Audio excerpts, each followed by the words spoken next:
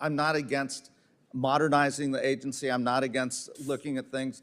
The challenge Mr. Keating touched on, we're in the middle of what is a war in the Middle East. Hopefully this ceasefire holds. Hopefully the Iranian people rise up and demand a better future. I've reserved judgment on the president's actions. I do want the administration to come brief us on what they're thinking, how this is unfolding. But absolutely, right now, we need all of our tools to communicate to the Iranian people. We need to do that through the radio, through the internet, through Instagram. I'm not a big TikTok fan. I supported the TikTok ban. But if folks are getting information on TikTok, we've got to be using that as well. I am very concerned that the personnel have been laid off, that we're working with a shoestring staff that is making us weaker and less effective at a moment of vulnerability for the Iranian regime, where this could be a time where the Iranian people choose to take a different path forward. What's up, everybody? Welcome back to the channel. So as you can see, we're still on Kari Lake. She's still testifying before the Foreign Affairs Committee, and it's getting pretty good, right? I've got a pretty good little segment clipped out for you guys showing, how Democrats are standing up for the propagation of American left-wing media. And that's what it is, folks. It's not just facts and news. It's left-wing narrative building, because if they do it within the United States, what do you think they're telling foreign countries, for goodness sakes? And it's all just partisan hackery, if you ask me. Lies, manipulations, and all the good stuff that you would think that the mainstream news puts out on a daily basis. But before we get into it, I need you guys to do me that favor and smash that like button for me. I really would appreciate it a lot. Just smash that like button, subscribe if you're new around here, that would also be great, and also share this video anywhere and everywhere that you can, because that is the best way to help this channel out. And look right below, click that join button, sign up, become a member, help this channel explode and expand and grow. Need y'all guys to do that for me, but without any further ado, let's get it, y'all. What I would like to do, and what I'd like a commitment to do, and I'd ask the chairman for this, is there was a time on this committee where we actually did do reforms. When I was a freshman member of Congress under Chairman Ed Royce, at that time ranking member Elliot Engel, we actually did do a bipartisan reform bill that I believe passed this committee unanimously and moved forward. That's our job. Ms. Lake, you should be working with us. We should not be dismantling an agency that we've seen over history has been super effective, whether it was in World War II, combating the Nazis in the Cold War, going against the repressive Russian or Soviet Union and the Communist Party. What I think the administration's doing and how they've approached this is making us weaker. And it is not a systematic way of thinking about how you reform and modernize things. I'd love to see the records, the minutes, the emails, so we can actually do our job in oversight. And I'd love for you to work, and Mr. Chairman, for us to work together in a bipartisan way to say, okay, in the 21st century, we do need tools to combat the propaganda that our enemies are putting out there. We do need to hire the best folks. We do need to have all of that. Again, Ms. Lake, I'd love your commitment to work with this committee, work with Congress to enact those reforms and share the information and what you're thinking. Absolutely. It would be wonderful to work with you and to effectuate the president's executive order to reduce this agency down in size so that it's lean, mean, and effective. And I think it is effective.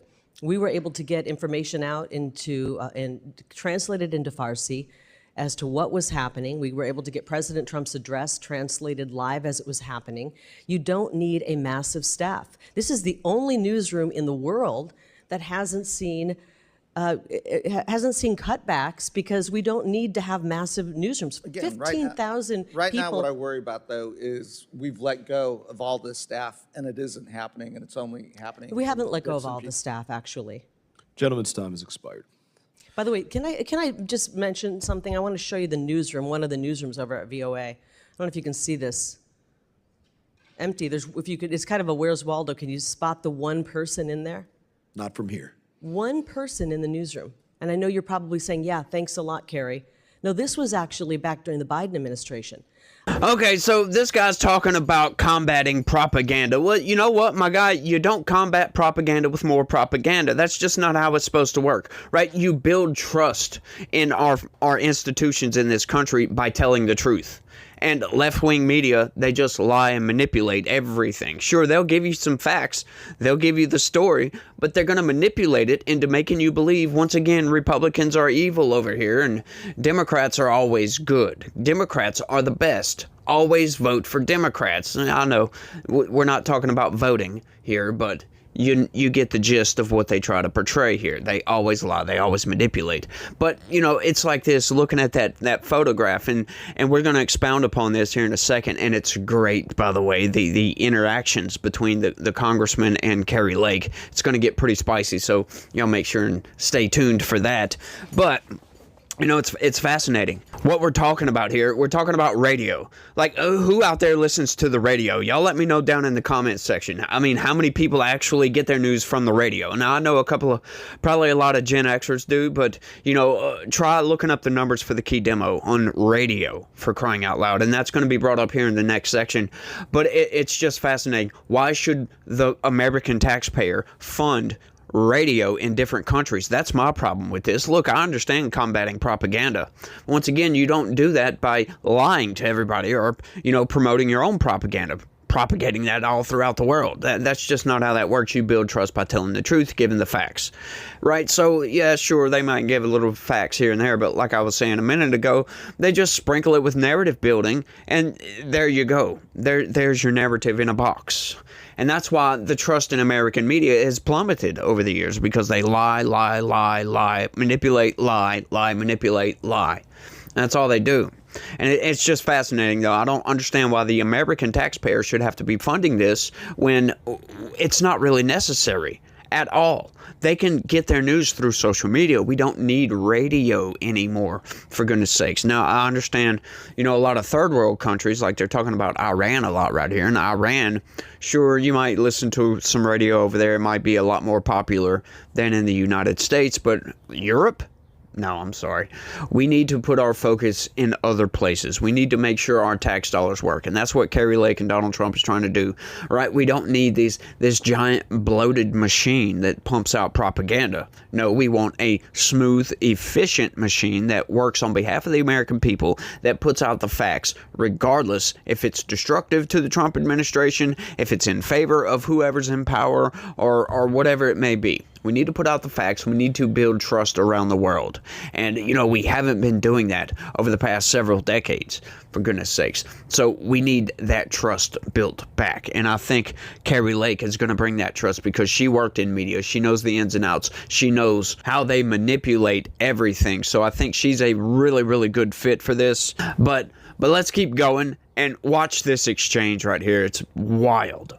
I didn't hear any complaints coming from anybody when nobody was showing up for work at VOA. When one person was showing up in the middle of the week, one person showed up.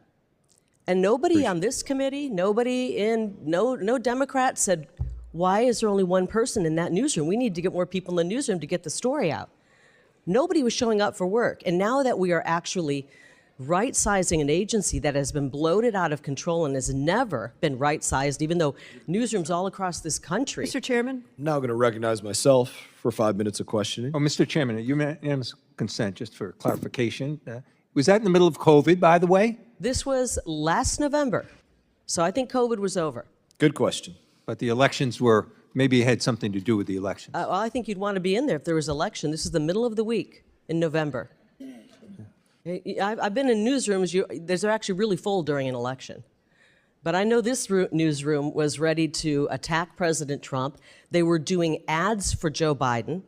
They were literally running Joe Biden ads. Mr. Chairman? And attacking President Trump. Whose time is this? Well, Mr. Keating just wanted a moment to ask a question, so I think she's responding to that. I think it's You're welcome cutting for into giving your more time, time. Mr. Chairman. You're welcome for giving more time to your side. Appreciate more questions like that. Mr. Chairman, like the gentleman, I have a clarification question. Please. If it was the middle of November, then to the gentleman's point, it was after President Trump had won, and those people were out because they were in mourning. because they were so partisan that they wanted to not be there. And I think he made a very good point, and I thank the gentleman. We digress. Can I actually just respond to that really quickly? I am actually going to recognize myself for 5 minutes now, as much as it's been a fun exercise with everybody. So I don't know if you heard that last part right there, but she said they were running ads for Joe Biden. And they were attacking Donald Trump at the same exact time, not running ads for Donald Trump. Don't you think that's a little bit partisan? Once again, folks, propaganda, and if that doesn't prove it, then I don't know what will. I mean, read the news, listen to some of their broadcasts, for crying out loud, and you will see. Yeah, it's definitely heavily biased. I would make the point that, radio free is not free. And I was just thinking about this in my office the other day, and I was like, what's the most common media in America on the radio? I think it's iHeartRadio, iHeartMedia. The entire budget for iHeartMedia across the breadth of the United States of America and the globe is $90 million. Wow. That's the entire breadth. For Radio Free Europe, $150 million, significantly more than all of iHeartMedia. For Radio Free Asia, $70 million. For Middle East broadcasting, $103 million. You think of all of those individually, and you compare that to iHeartMedia across America, and you look at the reach of that. I just think it's an interesting note as we point out the need to downsize the size and scope of what's going on in USAGM. I did want to do my questions right now because I wanted to touch a little bit on what Representative Perry had spoken about with that IG report, but I am very surprised that nobody touched off on this on either side of the aisle. It was just said by you in your opening remarks that there's a member of Congress targeted by somebody inside of USAGM. Does that mean you were tracking their IP address and they were emailing people or they were phone calling? How do you track that? What do you mean? Well, you'd have to ask the Capitol Police. They're the ones, I believe, doing the investigation, and it's an active investigation. But from my understanding, somebody was calling a beloved member of Congress who's actively in Congress right now. And Republican or Democrat? I'm going to let you guess. With the bias you've seen at this agency, just take a wild guess. Can you say the name of the individual that conducted this? I think I would prefer to withhold that, and maybe we can talk away from this because I don't want to sabotage the investigation. Will you keep us updated on it as the investigation I will goes as on? I learn more. From what I've learned is that over the course of 2 years, I believe starting in roughly October of 2023, right up until January of 25, threatening phone calls were being made to a sitting member of Congress. And through the course of their investigation, they figured out where those calls were. I don't know how our investigators figured that out, but they have ways, and they found out that the phone calls to the sitting member of Congress, threatening calls, were coming from inside of VOA. Thank you for sharing. We look forward, I'm sure all of us on both sides, to hearing more information about this. I want to get to the questions about the IG reports. And it's something that I spoke about in my opening statements. Individuals hired on, improperly vetted, some of these agencies asking for their own SCIFs, their own secure places to view classified information, and not literally always being given security clearances, but given access to secret and top secret information. It's amazing to me to think that journalists were given what we might not give allied militaries. That to me is a very interesting thing to think about. But when you say we couldn't find 500 of these individuals, you mean somewhere in the government you went to go look for who are these people that you consider suspect, and now they pulled a Kaiser Sose and we can't see them anywhere? What's going on? Sadly, yes. About 1,500 people went through this shoddy vetting, which I think could have been intentionally shoddy, and because they knew there were problems. This is no fingerprints, aliases in many FBI cases. fingerprints or something like that. Some of the times the FBI fingerprints were taken and not submitted. Sometimes they were not taken at all. And then they were given PIV cards, which is the access card you need to get into federal buildings and offices. It's actually a very secure way of keeping our offices and our departments and Somebody's agencies hired by safe. America, they have a direct deposit. They have, like you said, an ID card to get into a building.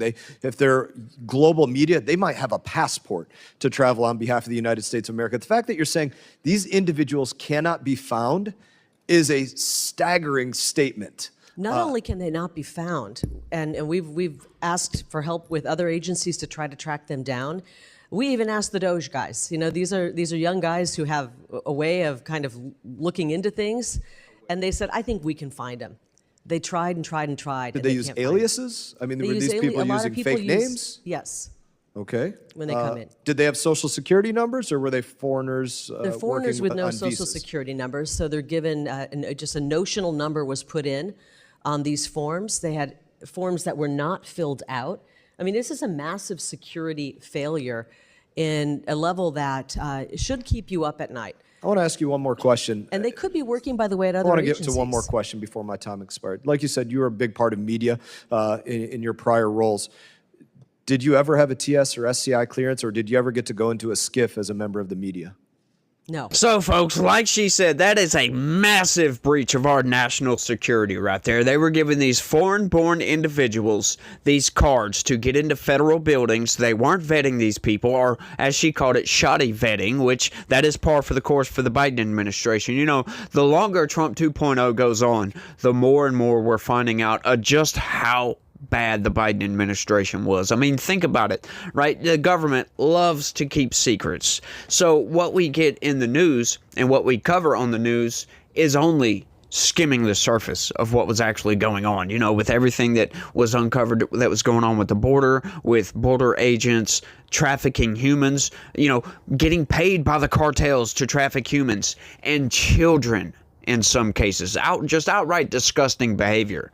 Like, these people need to be thrown not only just under the jail, but, you know, build another jail on top of it and then drop a nuke on that jail, for goodness sakes. It's just nuts to think about just how lax security the Biden administration was. And these 500 individuals that they were looking for, it just goes to show how easy it can be, right? And this is a problem with liberty, y'all. Like, this is the balance that we have to balance constantly. Do we want to enjoy just 100% liberty constantly? Well, when we do that, you know, we have to sacrifice security.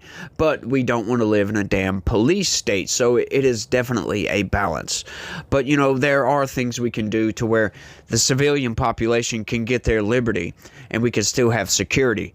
Well, like I said, it's a fine balance, and the Biden administration just absolutely wrecked that balance. They just did not care. I mean, just go to look at the numbers for how many known or suspected terrorists came across that southern border. It's shocking. It's just staggering numbers of them. You're right, like it's in the hundreds, which doesn't sound like a lot, but when you think about how many people it took to take down the World Trade Center, for goodness sakes, and that whole operation, that was what, 20, 30 individuals?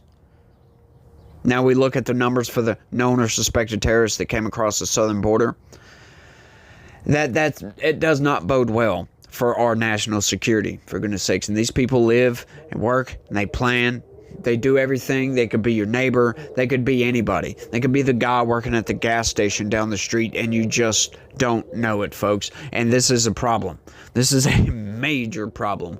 But, you know, kind of getting back to the whole propaganda nonsense, I love how this is all being exposed by the Trump administration. You know, Trump 2.0 is doing its thing. We don't need these agencies gigantic and bloated to do the same thing. We just need hardworking individuals. You know, the government is turning into what Twitter used to be. You got a bunch of lazy individuals that don't want to come into work. They want to work from home. They want to, when they do come into work, they want, you know, all this time off and 2 hours for paid lunch and then an hour break here and an hour break there and not get any work done. You know, productivity in the government is at all-time lows right now, or at least it was. I think it's coming back up with the Trump administration, but that's because we got rid of a lot of people, right? So a lot of these positions don't need to be filled. You know, the agency for propaganda for the United States is what I like to call them. You know, they don't need to be that big and bloated. Right, and then some of the subsidies that we do for Radio Free Europe and all these other places, right? Like, that's not a government entity of the United States. We just fund a lot of that.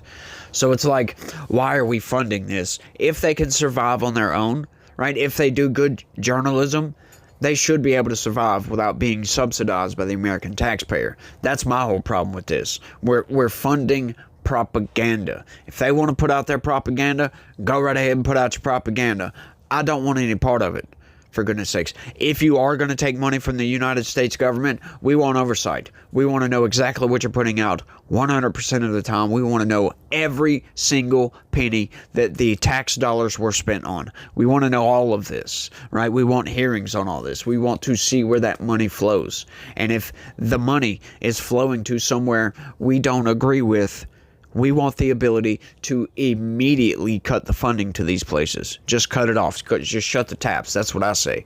Because we don't want, like I said, we don't want to be funding nonsense. We don't want to be funding propaganda. If they want to lie and they want to manipulate everything like corporate press always does, let them do that. But let them do that without United States tax dollars pushing it, right? But I just found this to be really, really fascinating. I got another one coming up for tomorrow, so y'all make sure and stay tuned for that. But that's all I got on this one. I want y'all to let me know what y'all think about all this down in the comments section.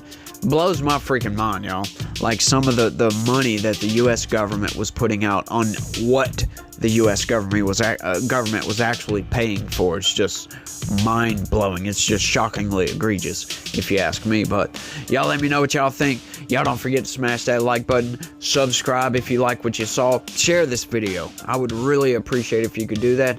And if you would be so inclined, help this channel explode and expand and grow and help me deliver the news to you guys. Look right below that video and click that join button. Yeah, that was kind of hard to get out. I don't know if you could tell the brief pause right there, but yeah, y'all click that join button and help me deliver speech because I need help. I really do. I have a problem with talking sometimes. I can't get my words out. But y'all could help with that, you know. But y'all do all that for me and y'all try to have a good day. Stay legitical. Peace.